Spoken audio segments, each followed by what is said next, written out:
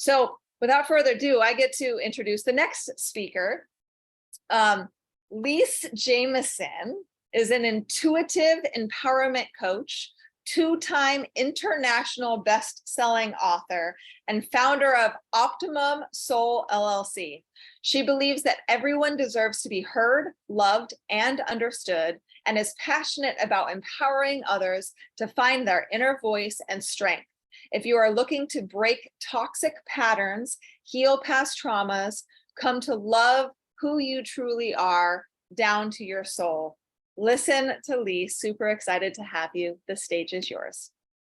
Thank you so much, Michelle. This day has been overwhelming for me. Just sitting in with all these amazing people and hearing all of the healing that's gone on.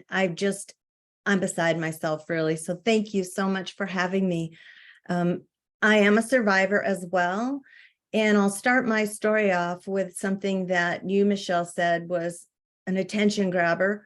And it's always in my mind from the time I was born. And my story starts with being born. I was born to a young couple just starting out, and their firstborn. I was told I looked like a little monkey. I had really dark skin. I think I didn't look like they expected. I had a full dark head of hair, fuzz on my forehead. So I was told on my shoulders and my back. I'm guessing when they looked at the babies, and probably back then as I aged myself, it was looking through the glass at all the babies in the maternity ward. But I didn't look like they expected. I was different, and that's okay.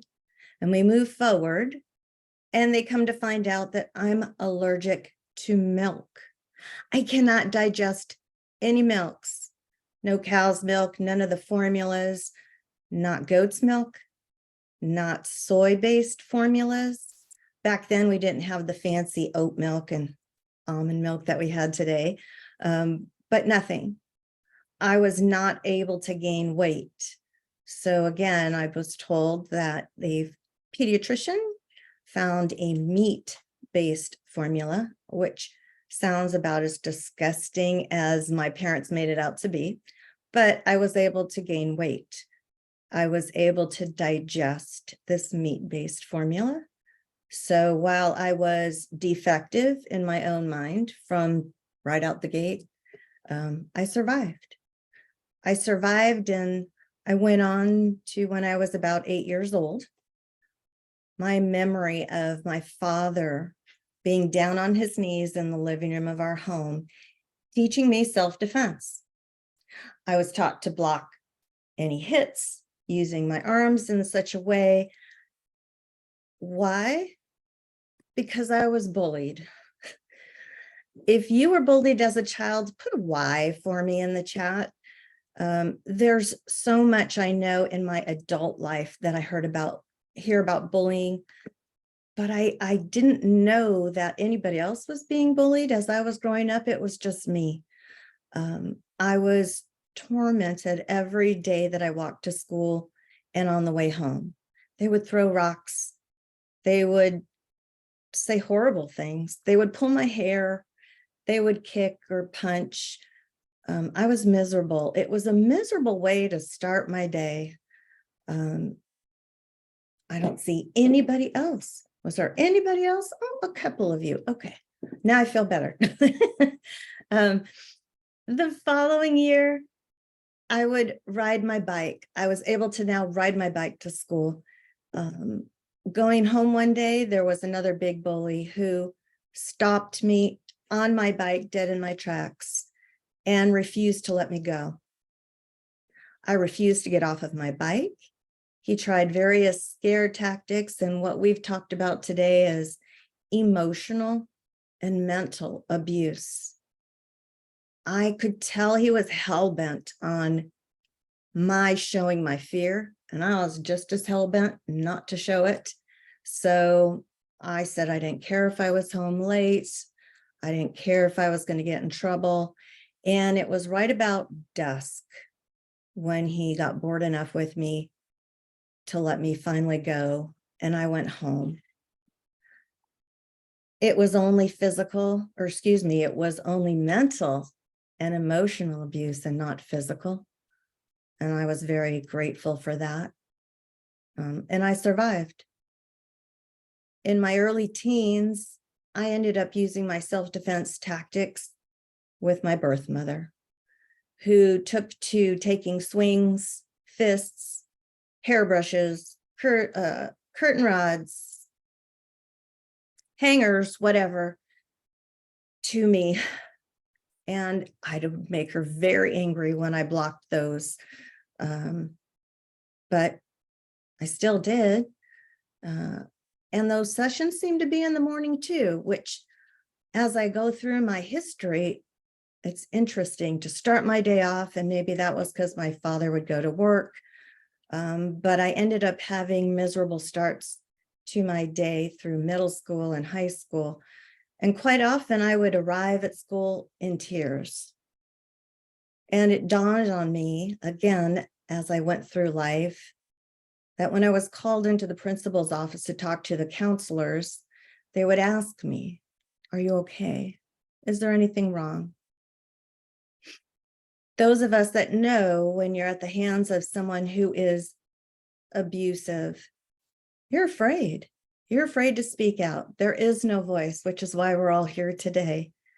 And I never spoke up because I didn't want things to get worse. At some point, I think I was done. I was done. And at one point, I literally broke out of the house and I left home. I left the state. I lied about my age, but I found a job and I started working full time to support myself. Again, what I get out of this is I'm a survivor from birth. There is no way I'm going to not survive. So I was blessed with that internal strength. And I was out there for about 8 or 9 months, to the best of my recollection, until my father found me and called me, and actually called me at work. So it freaked me out when somebody's paging overhead in the store I was working at that I had a call. I had no idea why I would have a call, and it was him. And he convinced me to return home, which I did. And some people have asked me why. And it's because that's all I knew at the time. But I did return, and I went back into high school in my senior year. And I am proud to say that I took a full set of classes. While all my senior friends, you get to that last year of high school and you maybe take 1 or 2 or 3 classes at the most, and then you are out early. I took a full schedule of classes. I took night adult education classes, and I took driver's ed in order to have all my credits, learn how to drive, because I hadn't even learned how to drive. And I graduated on time with my class with a 4.0 GPA, and I'm a member of the National Honor Society. And I was proud. I had come through, I had done it. I had graduated high school, and I thought, this is awesome. Life is now going to be good. I went to work and I started putting myself through college. But what I didn't know at the time, and what I came to learn, was what some of us today have already talked about, which is that generational pattern. Doggone it. So, and patterns are going to continue until you're able to recognize it and heal it. So basically, I went right from a dysfunctional and abusive childhood and jumped right on in to those dysfunctional and abusive relationships. My first relationship provided me, though, with the best gifts I could ever have: my daughter and my son. And to this day, I learn from them every day. To this day, my son reminds me, and if you'll excuse the expression, In one of my darkest moments, he said, Mom, you have big balls. Don't you forget that. You can make it through anything. And that got me through. And my daughter reminds me every day that I am worthy and I'm a badass.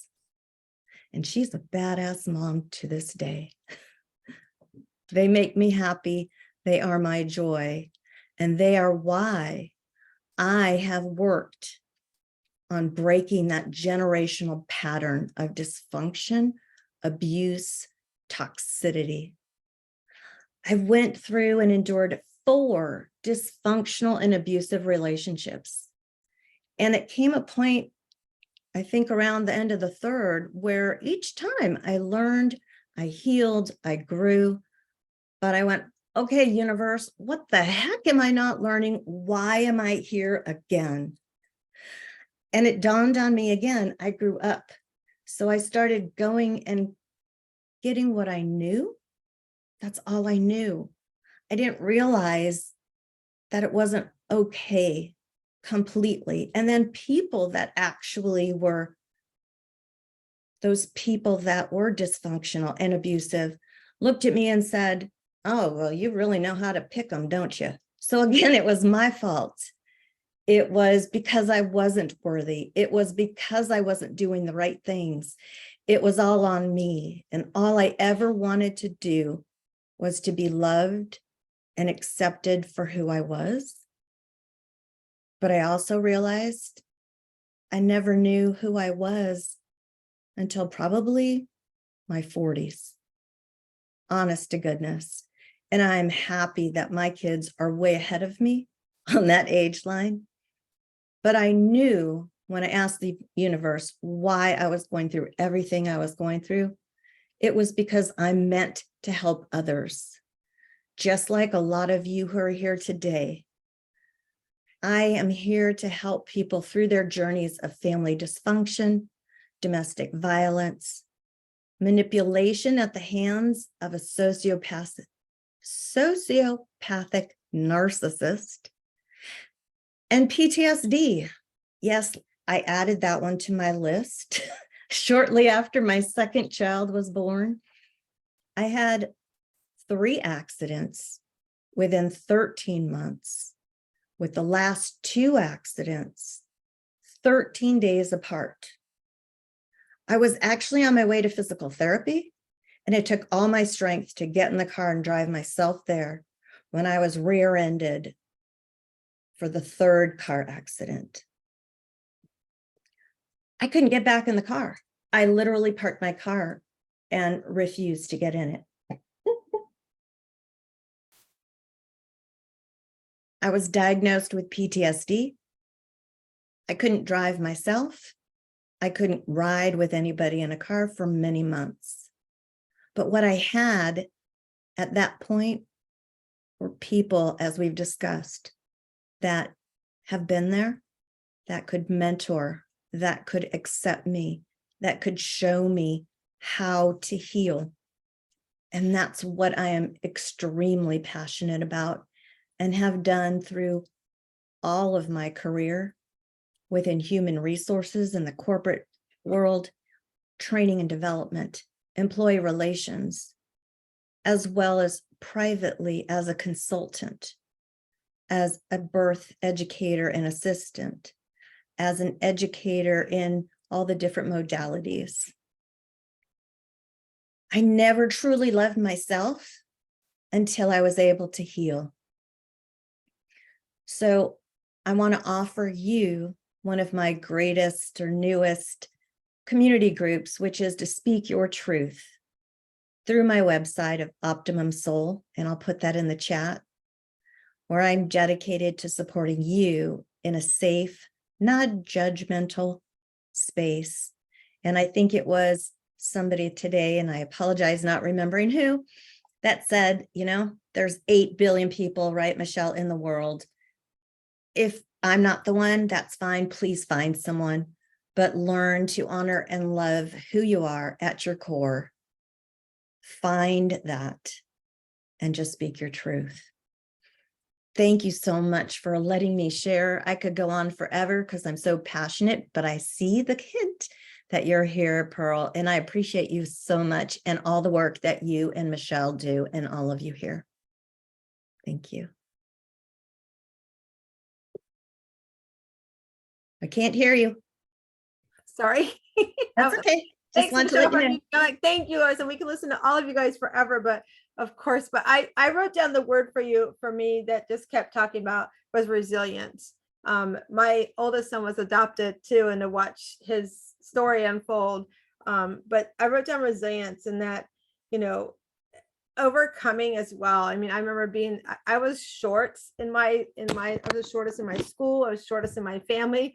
So I was bullied and my maiden last name was Knapp. My first name was Pearl. So you can imagine all the things, Pearl go take a nap, Pearl Bailey, Pearl Hart, all these little things that would come up, right? So, but I just love that you are resilient, that you don't let anything stop you, and you're paying this forward by sharing your story. And I mean, at such a young age, going out and being like, I'm going to go take care of me. And I think it's really powerful. And for somebody who did that at 17 years old and said, I'm out of here, and, you know, and graduate with the honors that you did, it goes to show you resiliency. So thank you.